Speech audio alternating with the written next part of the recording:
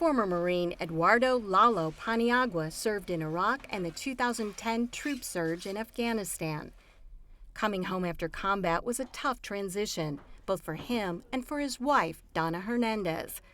Lalo had suffered physical injuries, but he came to realize there were other, less tangible wounds as well. As a Marine, you are taught to be tough and not let small things bother you. To me, all the mental issues, the nightmares, the confusion, it was small because my life wasn't in danger. I wasn't being attacked or in an ambush, so it wasn't a problem for me. However, it was affecting my life little by little, and it was affecting my loved ones as well. Lalo was eventually diagnosed with severe post-traumatic stress, but something else was also identified: moral injury. Moral injuries have to do with feelings of guilt, shame, anger toward others that's moral, like resentment or indignation. And they're incurred from all sorts of things, but in war there's no shortage of occasions for these wounds to fester. Nancy Sherman is professor of philosophy at Georgetown University and one of the nation's top scholars in the field of moral injury.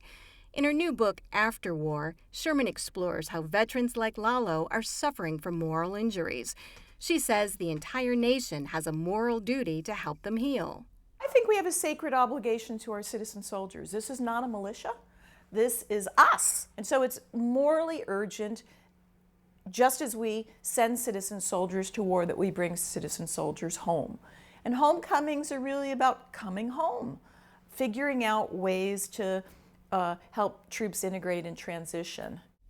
Lalo and Donna were high school sweethearts. They grew up in South Central Los Angeles and say they wanted to find a way out of the barrios. For Lalo, that was the Marines. It just drew me, the brotherhood, the camaraderie, doing something great. His parents gave him permission to enlist when he was 17 and a half. In 2008, at the age of 19, Lalo was deployed to Iraq. When he returned, Donna was at Georgetown studying foreign affairs. Before Lalo's next tour, the two secretly eloped. Donna was 18, Lalo 20. We just eloped, and then the next day I had to write an essay, and he had to go back to Camp Lejeune, and a couple weeks later he deployed. On his 21st birthday, Lalo found himself on a battlefield in Afghanistan, in charge of a unit of 35 Marines, or as he called them, his baby birds. The fighting was more intense than what he had faced in Iraq. 3 of his baby birds were killed, 2 of them in IED explosions. You never leave a fallen comrade behind. You bring your buddies home. If you're a philosopher, you say these are aspirations. But if you're a young person who has that responsibility on their shoulders, that's not how you view it. You view it as perfect duty, all or nothing. After he returned from Afghanistan, Lalo says the memories began catching up with him. At first, I didn't know what was happening. I was drinking every week, constantly, trying to just relax, trying to be alone. I wasn't as social as I used to be. As my wife would say, I was a social butterfly. Yeah. However, I went very internal. I'd stay, my house was my fortress of solitude. He'd go months without smiling. He wouldn't go outside. We couldn't go watch a movie because he'd get anxiety attacks because of the dark room, because of all the people surrounding him. It really hurt because it felt like everybody else didn't know the person I knew. Then one night, things reached a crisis point. I tossed her halfway across the room in a nightmare, in a sleep. And when I woke up, my wife was crying on the floor. And I'm asking her what's going on, and she tells me, "You don't remember?" And I'm like, "No." She's like, "I tried to hug you, and you grabbed me, and you sent me flying halfway across the room. I've been on the floor for the last 4 hours crying." And that's when it was a wake-up call for me. Lalo went to see a chaplain who asked if he had been to a therapist. I was like, "No, never." "Why? I'm okay. I don't need to go see the wizard." So we called the therapist. There was I believe, a stigma of if you aren't right in the head, you have to go see the wizard. And if you go see the wizard, your military career is over. After lots of convincing from Donna, Lalo began intense therapy. He got Max, a service dog specially trained to help vets with post-traumatic stress symptoms. And through Donna's Georgetown connections, he met Nancy Sherman, who helped him see that he had moral wounds. You hold yourself strictly liable, though you're not really culpable. And you beat yourself up. and you feel the shame of falling short of your lofty military ideals. Talking to Nancy and her using that moral injury phrase, it really makes me think. I'm like, there are things that happened, things that I feel guilty about that affect me.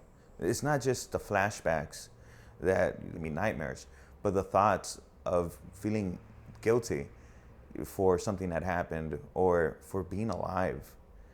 You know, it's really painful. It hurts. Giving things a name legitimizes what you're feeling, and it also helps you to kind of explore.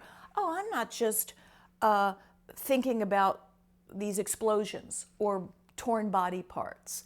I'm actually thinking about my responsibility or someone else's responsibility. War is all about responsibility, and that's the moral piece. Sherman says acknowledging those feelings as moral wounds is the first step in a very long healing process. You never fully lose the hurt, the feel, but you own it in a way, and you don't.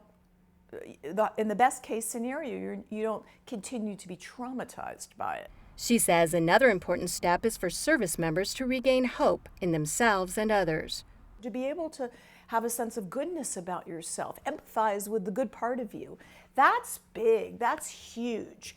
And so and it often takes place not just with yourself, but interactively with other people, interpersonally.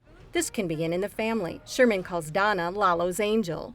She has hope in him, she has trust in him, she knows what he was like before he was rattled by war, and she slowly reminds him of what he was like so he can hold on to that faint image of his good self. I think one of the sad parts of the story is that a lot of the time when the service members are going through these situations, their family's also going through the situation. Sherman believes all Americans can play a role in recovery by working toward breaking down military-civilian barriers and building ongoing relationships. Sometimes a thank you for your service just isn't enough, or it doesn't go beyond that. Be willing to slowly get to know service members. Now honorably discharged from the Marines, this year Lalo attended Gateway Community College in New Haven, where there's a special Veterans Oasis Center which tries to help returning service members transition to a school setting.